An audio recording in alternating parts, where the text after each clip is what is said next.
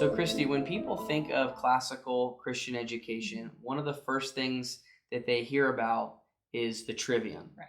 right? And this is the developmental stages of grammar, logic, and rhetoric. And sometimes when people hear about classical Christian and they learn about the model, this is maybe sometimes one of the only things that they take away from it. Right.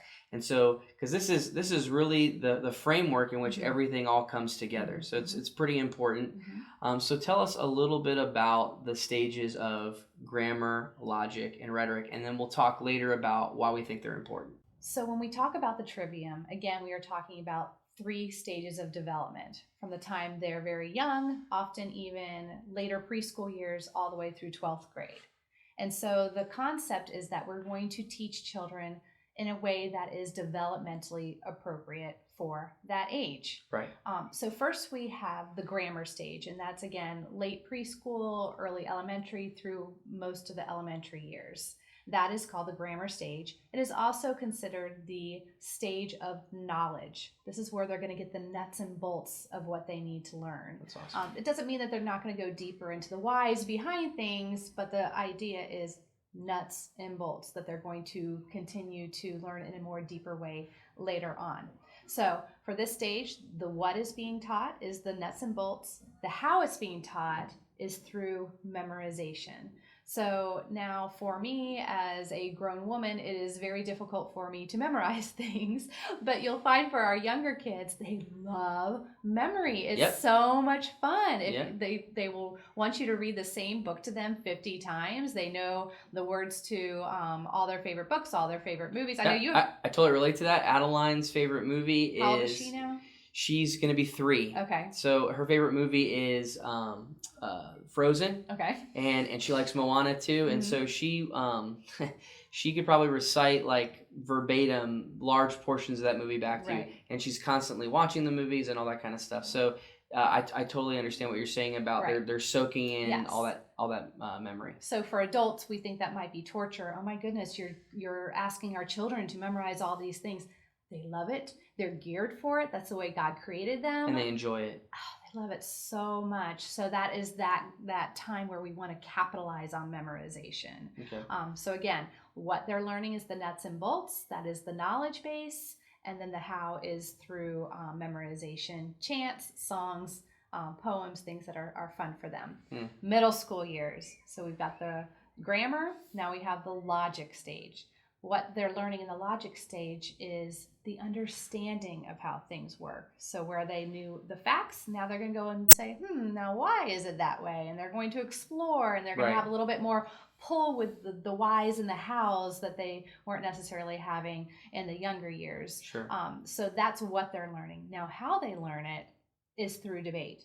Now, I know you teach middle school students, and do you see them wanting to debate? So I teach a middle school small group on Wednesday nights, and sometimes the only way I can get them to pay attention is when I play devil's advocate. Right. And then I can engage them in debate, and then we seem to have the most fruitful discussions when I do that. So again, totally relate to what you're saying.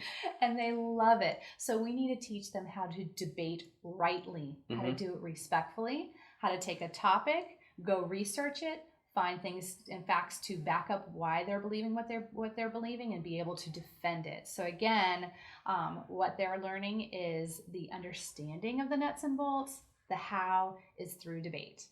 So we've got grammar, logic.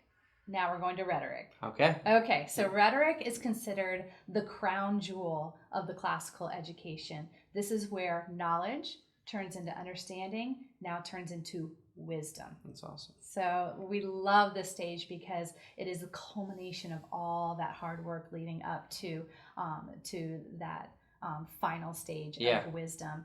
So again, what they're learning is to go deeper and then go beyond what they know, what they understand, and to create new thoughts, new ideas, be able to go research thoughts over here, and make a new thread of thought that is unique in their own. And so again, it is done through debate, it's done through research papers, it's done through theses, and it's done through all these different opportunities where they're able to take what they have learned and apply it to new information. And so again, what they're learning is wisdom, how they're learning it is that deeper research and connecting threads.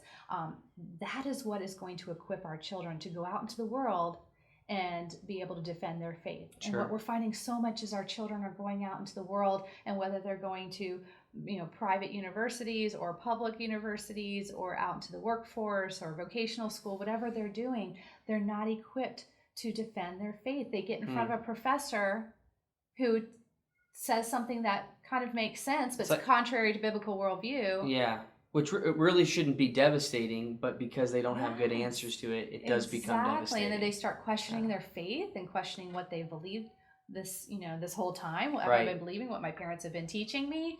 So this is what we find is the crown jewel that prepares them for becoming Christian cultural leaders that are going to change the world, stand up for what they believe, love all, and be a profound difference in the world. That's awesome. So that's the Trivium. All right, in a I love nutshell. it. Grammar, logic, rhetoric. Correct.